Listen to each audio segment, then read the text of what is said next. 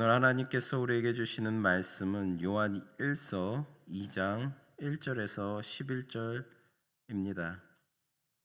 요한 1서 2장 1절에서 11절을 교독하겠습니다. 제가 먼저 1절을 봉독합니다. 나의 자녀들아, 내가 이것을 너희에게 쓰면 너희로 죄를 범하지 않게 하려 함이라.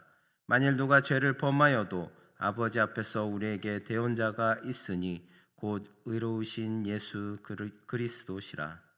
그는 우리 죄를 위한 화목제물이니 우리만 위할 뿐 아니요 온 세상의 죄를 위하심이라. 우리가 그의 계명을 지키면 이로써 우리가 그를 아는 줄로 알 것이요 그를 아노라 하고 그의 계명을 지키지 아니하는 자는 거짓말하는 자요 진리가 그 속에 있지 아니하되, 누구든지 그의 말씀을 지키는 자는 하나님의 사람이 참으로 그 속에 온전하게 되었나니 이로써 우리가 그의 안에 있는 줄을 아노라. 그의 안에 산다고 하는 자는 그가 행하시는 대로 자기도 행할지니라. 사랑하는 자들아, 내가 새 계명을 너에게 쓰는 것이 아니라 너희가 처음부터 가진 옛 계명이니 이 옛 계명은 너희가 들은 바 말씀이거니와 다시 내가 너희에게 새 계명을 쓰노니 그에게와 너희에게도 참된 것이라. 이는 어둠이 지나가고 참빛이 벌써 비침이니라. 빛 가운데 있다 하면서 그 형제를 미워하는 자는 지금까지 어둠에 있는 자요 그의 형제를 사랑하는 자는 빛 가운데 거하여 자기 속에 거리낌이 없으나. 함께 읽겠습니다. 그의 형제를 미워하는 자는 어둠에 있고 또 어둠에 행하며 갈 곳을 알지 못하나니 이는 그 어둠이 그의 눈을 멀게 하였음이니라. 아멘. 할렐루야. 오늘은 빛 가운데 행하는 성도의 삶이라는 제목을 가지고 여러분과 함께 나누기를 원합니다.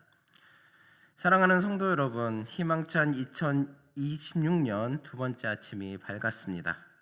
올 한해 성도님의 가정과 일터 위에 또 하나님의 빛이 가득하기를 바랍니다. 새해를 시작하며 우리는 많은 계획을 세웁니다. 운동, 공부, 또 저축 같은 계획도 중요하지만 우리 믿는 자들에게 가장 중요한 것은 바로 영적 상태의 점검입니다. 오늘 우리가 읽은 요한 1서 2장은 우리에게 단도직입적으로 묻습니다. 당신은 어둠 속에 있습니까? 아니면 빛 가운데 있습니까?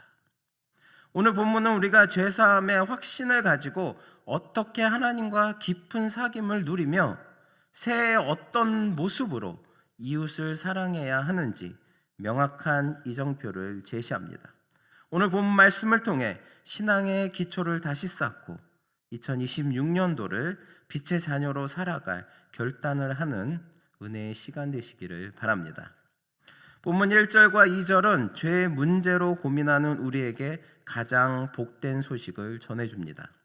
우리가 뜻하지 않게 죄를 범하였을 때 그 죄를 용서받고 하나님 앞에 다시 설 수 있는 유일한 길은 우리의 대언자이며 중보자이신 바로 예수 그리스도이시기 때문입니다.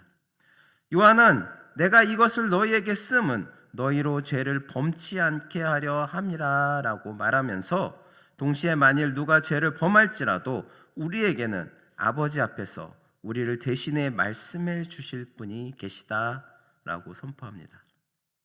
이는 그리스도만이 우리 인류의 유일한 구주 되심을 강조하며 우리를 미혹하는 이 세상의 목소리로부터 우리의 신앙을 지켜주는 든든한 약속인 것입니다. 여기서 말하는 대언자라는 것은 서로 적대적인 관계에 있는 양자 사이에서 화해와 일치를 끌어내는 중보자를 뜻합니다. 과거 구약 시대에도 아브라함이나 모세, 제사장들이 그 역할을 하려 애썼지만 그들은 우리와 똑같이 연약하고 불완전한 인간이었습니다. 그래서 그들은 해마다 거듭해서 속죄 제사를 드려야만 했습니다. 그러나 우리의 중보자 예수 그리스도는 다르십니다. 그분은 우리의 인간의 연약함을 직접 몸으로 겪으셨을 뿐만 아니라 죄가 전혀 없으신 분으로서 의로우신 분이십니다. 흠없는 자기를 직접 화목 제물로 드려서 단 한 번에 완전한 속죄를 이루셨습니다. 날마다 제사를 드릴 필요가 없는 참 제사장이자 참 대속 제물이 되셔서 우리를 향한 하나님의 진노를 사랑으로 바꾸어 놓으셨습니다. 마지막 심판날 사단은 하나님, 이 사람은 죄인입니다. 영원한 형벌을 받아야 마땅합니다. 라고 소리 높여 고소할 것입니다. 우리들을 놓고. 그러나 그때 우리의 완전한 변호사이신 예수님께서 하나님 앞에 나아가 이렇게 말씀해 주실 것입니다. 하나님, 제가 이 사람의 죄를 대신하여 저 십자가의 모든 값을 치렀습니다. 이 놀라운 변론을 예수님은 우리에게 아무런 대가도 요구하지 않으시고 오직 무상으로 베풀어 주십니다. 성도 여러분, 우리는 이 말씀을 결코 가볍게 읽을 수 없습니다. 우리를 대신하여 변호하기를 자청하신 주님의 마음을 생각할 때 우리 안에 세상이 줄 수 없는 평안과 감격이 넘쳐나야 할 것입니다. 그것이 바로 주님의 중보사역을 헛되지 않게 하며 그분을 찬양하는 자의 마땅한 자세인 것입니다. 심판의 날을 두려워하거나 초조해하지 마십시오. 우리에게는 가장 확실하고 유능한 변호사가 계십니다. 오직 대언자 되신 예수 그리스도를 믿음으로 붙들고 주님의 은혜 안에서 당당하게 우리에게 주어진 신앙의 길을 걸어가는 복된 성도님들이 되시기를 바랍니다. 이제 질문이 생깁니다. 이토록 큰 은혜를 받은 사람은 과연 어떻게 살아가야 할까요? 변호사가 완벽하니 마음대로 죄를 지어도 되겠네 라고 생각하는 사람이 있다면 그는 아직 은혜를 모르는 사람입니다. 본절 3절은 명확히 말합니다. 우리가 그의 계명을 지키면 이로써 우리가 저를 아는 줄로 알 것이요. 요한은 우리가 하나님을 아는 것과 그의 계명을 지키는 것이 결코 분리될 수 없다고 강조합니다. 성경이 말하는 안다는 지식은 안다라는 지식은 단순한 정보 습득이 아닙니다. 그것은 깊은 인격적 만남을 통한 체험적 지식이며 마음을 다해 상대를 아끼는 사랑을 전제합니다. 사랑하는 연인들이 서로의 마음을 기쁘게 하기 위해서 자발적으로 행동하듯이 하나님을 진정으로 사랑하는 성도는 그분의 말씀을 지키는 것을 무거운 짐으로 여기지 않습니다. 오히려 주님을 사랑하기 때문에 그분의 말씀대로 살아가기를 간절히 소망하게 되는 것입니다. 그러므로 내가 하나님을 아노라 하면서 그의 말씀을 따르지 않는다면 그것은 아직 주님을 깊이 사랑하지 못하고 있다는 증거이기도 합니다. 우리는 아무 공로 없이 용서함을 받았으나 그 용서의 값을 치르기 위해 예수님께서는 죄 삭슨 사망이라는 법칙에 따라 십자가에서 대신 죽으셔야만 했습니다. 이러한 엄중한 대가를 치르고 얻은 은혜이기 때문에 우리는 은혜 아래 있으니 마음대로 죄를 지어도 된다는 그런 방종한 생각에 빠질 수 없습니다. 세상 이치와 마찬가지로 신앙 역시 심은 대로 거두는 법입니다. 콩 심은 데 콩 나듯이 우리 마음속에 무엇을 심느냐에 따라서 우리 인생의 열매가 달라지게 되는 것입니다. 요행과 우연을 바라며 아무것도 심지 않은 채 풍성한 결과만을 기대하는 그런 사행심을 버려야 할 것입니다. 오늘 우리가 심는 기도, 우리가 심는 행함, 또 우리가 심는 믿음과 사랑, 그리고 헌신은 반드시 하나님 때 아름다운 영적 열매로 거두게 될 것입니다. 예수님은 자신을 참 포도나무로 우리를 가지로 비유하셨습니다. 좋은 나무가 나쁜 열매를 맺을 수 없고 못된 나무가 아름다운 열매를 맺을 수 없듯이 가지가 나무에 붙어 있기만 하면 저절로 과실을 맺듯 성도의 삶에서 나타나는 의의 열매는 내 힘과 노력이 아니라 주님 안에 거함으로 나타나는 결과입니다. 우리가 주님 안에 거할 때 아름다운 열매를 맺을 수 있다는 것입니다. 우리가 하나님의 자녀라는 이 정체성을 가지고 주님께 꼭 붙어 있을 때 하나님의 사랑은 우리 속에서 온전하게 녹아내리게 되어 있습니다. 내 안에 사는 것이 내가 아니라 그리스도께서 사시는 삶, 그것이 바로 성도가 누릴 수 있는 최고의 안정감이며 능력입니다. 오늘 본 말씀 6절은 우리에게 강력한 도전을 줍니다. 저 안에 거한다 하는 자는 그의 행하시는 대로 자기도 행할지니라. 주님 안에 거하는 자는 신의 성품을 닮아가는 자입니다. 우리의 인생의 주인이 내가 아니라 예수 그리스도님이라면 우리의 발걸음은 자연스럽게 주님이 걸어가신 길을 따르게 되어 있는 것입니다. 주님이 우리에게 보여주신 삶의 핵심이 무엇입니까? 주님이 우리에게 보여주신 삶의 핵심 무엇입니까? 바로 사랑이었습니다.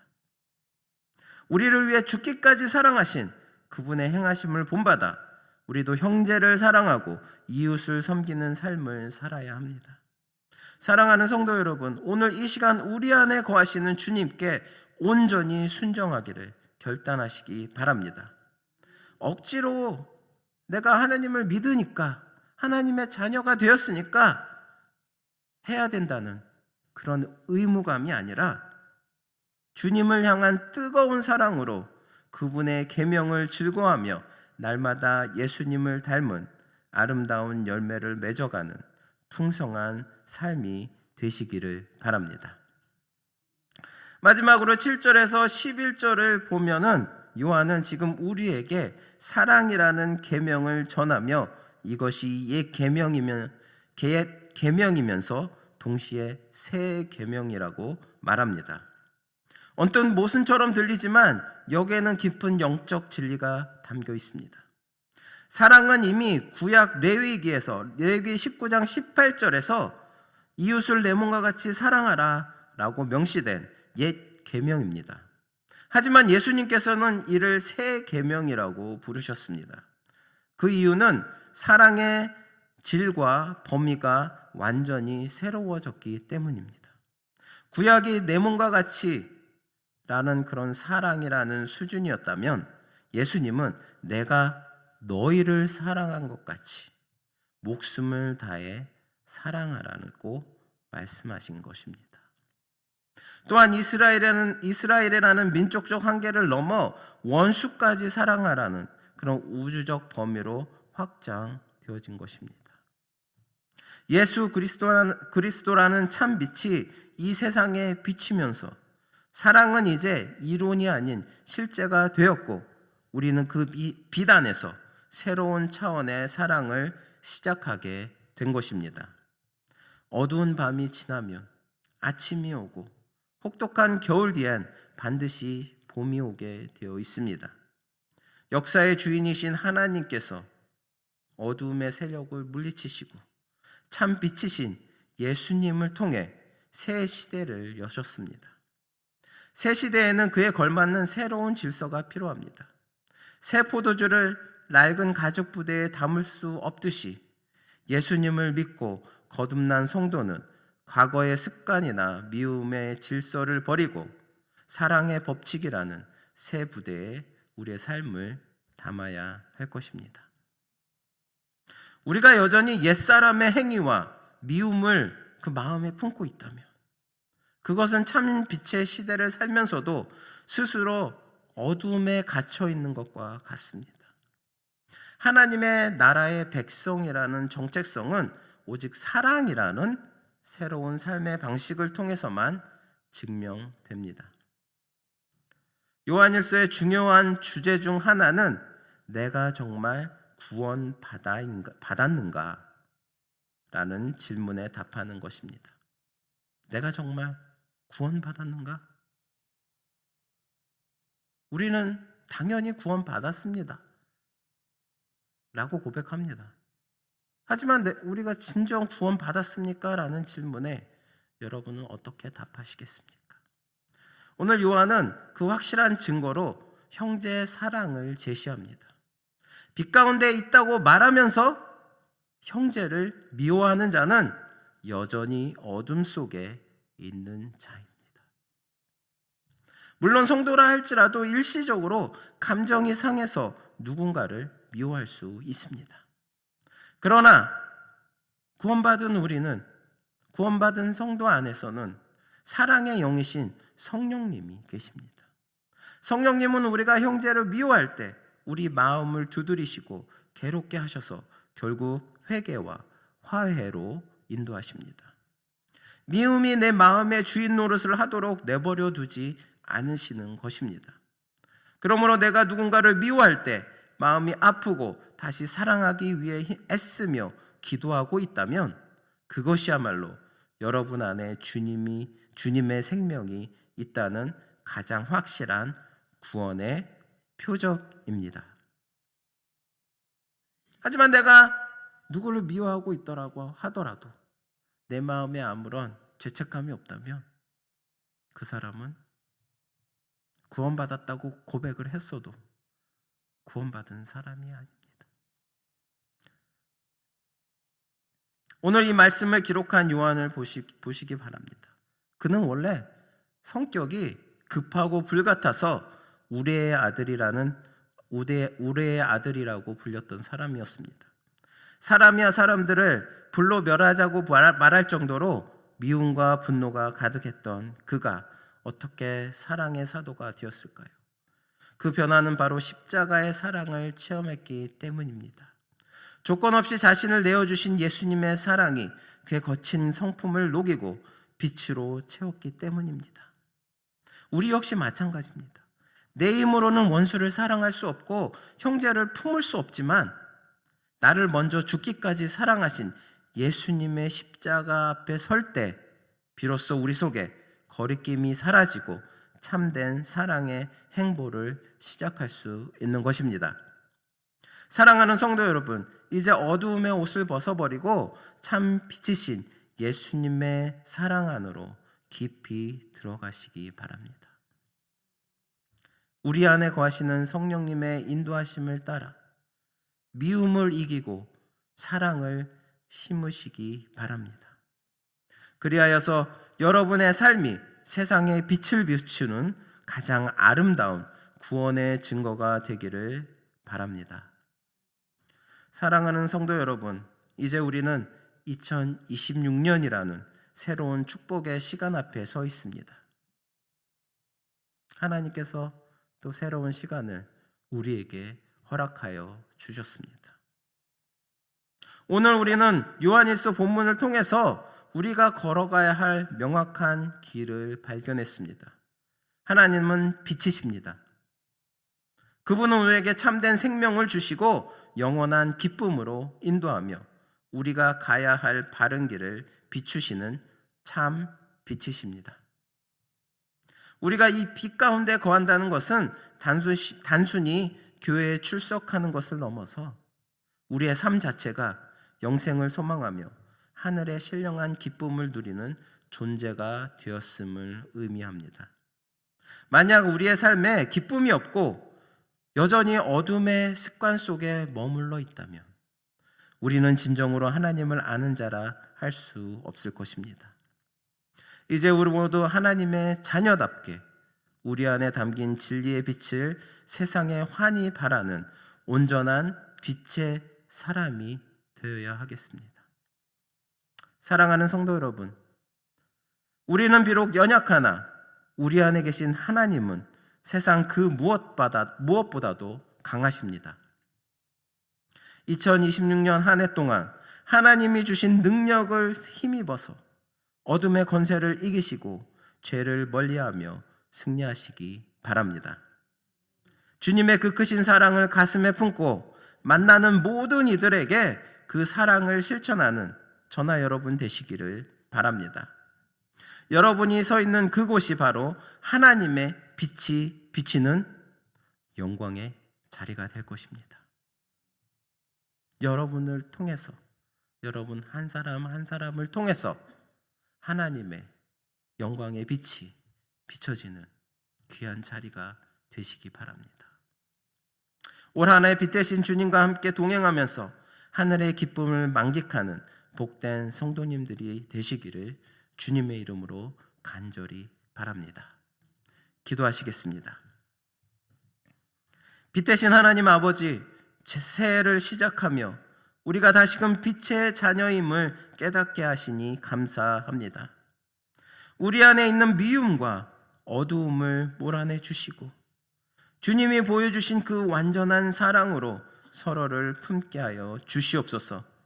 우리는 연약하나 우리 안에 주님은 강하시오니 올 한 해 사단의 유혹을 이기고 오직 진리의 빛만을 바라게 하여 주시옵소서.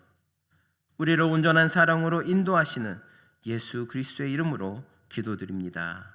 아멘.